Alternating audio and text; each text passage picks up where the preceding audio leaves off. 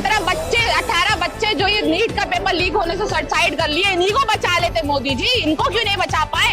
और अगर इनको बचा नहीं पाए तो जो मुंह में अपने दही जमा रखी, एटलीस्ट उसी के लिए कुछ बोल लेते। मोदी के बाप का देश नहीं है ये, हमारा देश है। ये उनके पापा का देश नहीं है। इसको, हमारे देश को सारे हिंदू, मुसलमान, सिख, ईसाई सबने मिलकर बसाया है, सबने कुर्बानियां दी है अपनी। तो यहाँ पर ही किसी का बाप का देश नहीं है जो वो बोले कि भैया आप जैसों की जरूरत नहीं है। इनको, अगर इनका बस चले तो ये तो भारत से मुसलमान भी गायब कर दे, दलित भी गायब कर दे, अपने गिने चुने लोग रखे जो इनके भक्त है, अंधभक्त। हिंदुओं की भी बात नहीं करूंगी, अगर कोई हिंदू भी इनके खिलाफ बोलता है तो इसको भी मरवा देंगे। तो इनके लिए हिंदू भी बड़ी बात नहीं है। बस अगर आप बीजेपी के साथ नहीं हो, अभी देखा ना आपने टीएमसी में क्या किया, खरीद लिया लोगों को। जो इतनी बड़ी बड़ी बातें कर रहे थे लोग, उनको खरीद लिया है इन्होंने। और देखिए उनकी भी क्या गलती, उनको खरीदने के लिए बोलते हैं। अगर आप नहीं बिकोगे पैसों में तो छापा पड़वा देंगे, जेल में जाओ। तो इस तरीके से लोगों को खरीदते हैं। हम चाहते हैं हमारा देश वैसा ही रहे जैसे मोदी के बिना था। हम चाहते हैं हमारा देश विश्व गुरु ना बने जैसा पहला था।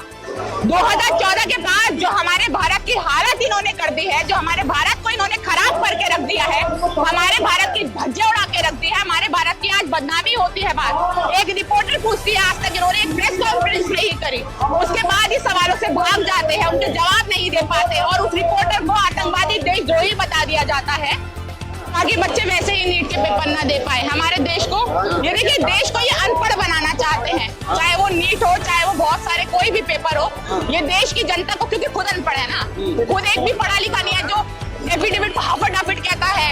हमारे मोदी जी को ट्रांसलेशन के बिना बात करनी नहीं आती किसी से। एक जगह राहुल गांधी को पप्पू कहते हैं, एक जगह मोदी जी, जो एक्चुअल में सबसे बड़े पप्पू है। मोदी जी स्माइल तो करते हैं, देखते नहीं है जहाँ जाते हैं। हाँ, उनको बस खी करना आता है और हमारे देश की बदनामी। और देखिए, हम भले ही, हम जैसे लोग इन चीजों को देखकर हंस सकते हैं, बट ये हंसी की बात नहीं है, ये देश की बदनामी हो रही है।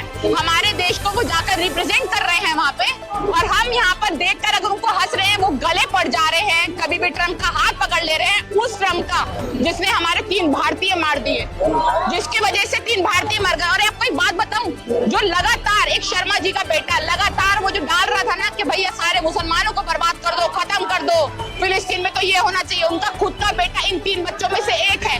जब उसके बाद से, ये देखिए दिमागी स्तर पे कितने बीमार है ये अंधभक्त, वो ये बोल रहा है कि मोदी जी ने जो किया होगा ठीक ही किया होगा। मतलब आज भी वो सपोर्ट ही कर रहा है मोदी जी का, जबकि खुद का बच्चा और सिंगल चाइल्ड, एक लौता बेटा उनका मर गया, उसके बावजूद भी ये बात बोली जा रही है। तो बहुत बुरा लगता है ये देखकर। अंधभक्ति इतनी ज्यादा इस स्तर पे बढ़ चुकी है, लोगों को समझ नहीं आ रहा, हमारे घर से भी बेटा मर रहा है, जा रहा है, तो उसका भी कोई लेना देना नहीं। तो बुरा लगता है देखकर, पर फिर भी प्रोटेस्ट जा रही है और हम करते रहेंगे आगे। लोग तो कह रहे हैं कि भाई अभी भी वही कह रहे हैं, काला हिट लेकर आए हुए हैं, कह रहे हैं आप लोग भटके हुए हुआ है, फंडिंग हो रहा है विदेश से आप लोगों को। अच्छी बात है, हो रहा है तो क्या दिक्कत है? मोदी जी इतना पैसा खा के हमारे इंडिया का बाहर उड़ा रहे हैं, बाहर आराम से ऐश कर रहे हैं वो लोग बाहर। तो और अगर बाहर से फंडिंग हो रही है तो यहाँ के नीट के बच्चों के लिए हो रही है भाई। यहाँ पर पैसा आतंकवादियों को थोड़ी दिया जा रहा है, यहाँ पर पैसा बाहर पाकिस्तान को थोड़ी दिया जा रहा है। अगर बाहर से फंडिंग होती भी है तो गलती क्या है, दिक्कत क्या है? हो नहीं रही है, बट अगर होती भी है तो दिक्कत क्या है? कोई दिक्कत नहीं है। यहाँ पर जो बच्चे मर रहे हैं उनके लिए आवाज उठाने के लिए अगर हम लोग एकजुट हो रहे हैं, हम चाह रहे हैं कि नीट के पेपर दोबारा लीक ना हो, हम चाह रहे हैं कि भैया जो बच्चे मर रहे हैं वो दोबारा ना मरे, तो अगर बाहर से फंडिंग हो रही है तो क्या गलत है? हो नहीं रही, बट फिर भी अगर क्या गलत है? तो इन लोगों को इस तरह की बातें, सारे फ्रिंज एलिमेंट है, ये सारे जितने प्रोटेस्ट में आए हुए हैं फ्रिंज एलिमेंट है, पाकिस्तान से फंड मिलता है इनको। पाकिस्तान खुद का लक्ष्य पूरा कर ले फिर हमें फंड देगा वो। मतलब आप ये सोचिए, पाकिस्तान अपने आप को तरीके से नहीं गुजारा कर पा रहा है, वो इंडिया को लोगों को फंड देगा और इन लोगों को फंड देगा। यहाँ पर फंड की जरूरत नहीं है। यहाँ पर कौन सा पैसा लगा हुआ है, कौन सी, आप ये देखिए कि कौन से यहाँ पर एसी कूलर लगवा रखे हैं, कौन से फंड की जरूरत पड़ रही है? कुछ भी नहीं पड़ रहा।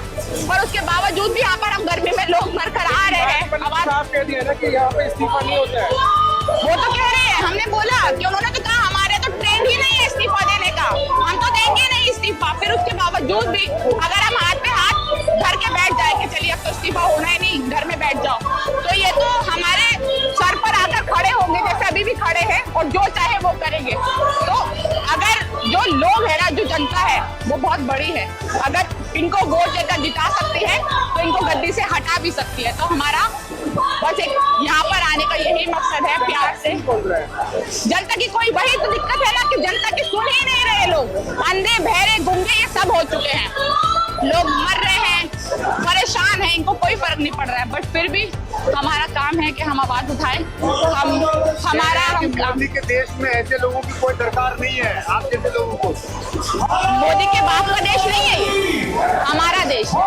ये उनके पापा का देश नहीं है। इसको हमारे देश को सारे हिंदू मुसलमान सिख ईसाई सबने मिलकर बसाया है, सबने कुर्बानियां दी है अपनी। तो यहाँ पर ही किसी का बाप का देश नहीं है जो वो बोले कि भैया आप जैसों की जरूरत नहीं है। इनको अगर इनका बस चले तो ये तो भारत से मुसलमान भी गायब कर दे, दलित भी गायब कर दे, अपने गिने चुने लोग रखे जो इनके भक्त है, अंधभक्त। हिंदुओं की भी बात नहीं करूंगी, अगर कोई हिंदू भी इनके खिलाफ बोलता है तो इसको भी मरवा देंगे, तो इनके लिए हिंदू भी बड़ी बात नहीं है। बस अगर आप बीजेपी के साथ नहीं हो, अभी देखा ना आपने टीएमसी में क्या किया, खरीद लिया है लोगों को, जो इतनी बड़ी बड़ी बातें कर रहे थे लोग उनको खरीद लिया है इन्होंने। और देखिए उनकी भी क्या गलती, उनको खरीदने के लिए बोलते हैं, अगर आप नहीं बिकोगे पैसों में तो छापा पड़वा देंगे, जेल में जाओ। तो इस तरीके से लोगों को खरीदते हैं। पर हम इसलिए यहाँ पर मोदी जी 140 करोड़ लोगों को सुरक्षित करके रखे हुए हैं, अगर मोदी जी नहीं होते तो देश बर्बाद हो जाता, तो देश बर्बाद हो जाता। हम चाहते हैं हमारा देश वैसा ही रहे जैसे मोदी के बिना था। हम चाहते हैं हमारा देश विश्व गुरु ना बने जैसा पहला था।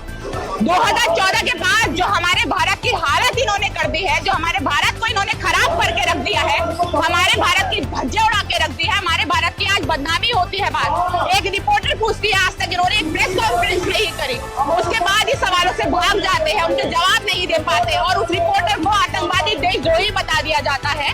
और हम यहाँ पर बात कर रहे हैं कि मोदी ने देश संभाला हुआ है 140 करोड़, हमारे 17 बच्चे 18 बच्चे जो ये नीट का पेपर लीक होने से सुसाइड कर लिए, इन्हीं को बचा लेते मोदी जी, इनको क्यों नहीं बचा पाए? और अगर इनको बचा नहीं पाए तो जो मुंह में अपने दही जमा रखी, एटलीस्ट उसी के लिए कुछ बोल लेते। बाहर घूमने से आपको फुर्सत नहीं है, बाहर की चीजों से आपको घूमने से, अपने ट्रम्प के साथ हाथ मिलाने से, उनके गले पड़ने से आपको फुर्सत नहीं है। और आप बात कर रहे हैं कि 140 करोड़ जनता को हम बचाएंगे, हमें ऐसे कायर, ऐसे डरपोक प्रधानमंत्री की कोई जरूरत नहीं है और हम चाहते भी नहीं ऐसा प्रधानमंत्री हमारे देश में हो। पाकिस्तान आप नहीं देख रही है? अरे हाँ, लाल आंखें दिखा रहे हैं ना वो। देखिए पहुंचाया जैसे भी जाए, मुझे तो अभी भी उम्मीद नहीं है कि ढंग से पेपर करा पाए, अभी भी कोई उम्मीद नहीं है। बट अब फिर भी हम चाहेंगे कि आगे आने वाले बच्चे, आने वाले टाइम में कोई और एक और बच्चा भी सुसाइड ना करे, तो ये नीट का पेपर अच्छे से हो जाए। नागपुर का एक लड़का है, उसका जो है नीट का जो सेंटर पर है एग्जाम का, वो अबू धाबी में पड़ा है। वही तो मैं वही कह रही हूँ। और वो बच्चे गरीब बच्चे हैं जिनके पास अगर वो इंडिया में भी इधर उधर एग्जाम पड़ जाए तो मुश्किल हो जाएगा इधर उधर जाना। वो पढ़ाई कर रहे हैं, लिखाई कर रहे हैं अपने आप और इधर उधर जा रहे हैं।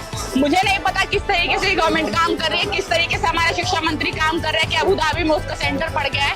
बहुत ही दुर्भाग्य की बात है, इसलिए हम यहाँ पर जुटे हैं ताकि ये चीजें खत्म हो सके। नहीं होगा ना, पेपर देगा अच्छे से। हाँ, बेहतर तो यही है फिर सबको विदेश भेज दे और वहाँ पर, हाँ मुझे लगता है विदेश में इससे ज्यादा अच्छे से पेपर हो सकते हैं, तो इनको वहाँ पर भेज कर पेपर करा दो, क्योंकि इनसे तो कुछ हो नहीं पा रहा। ठीक है, थैंक यू सो मच।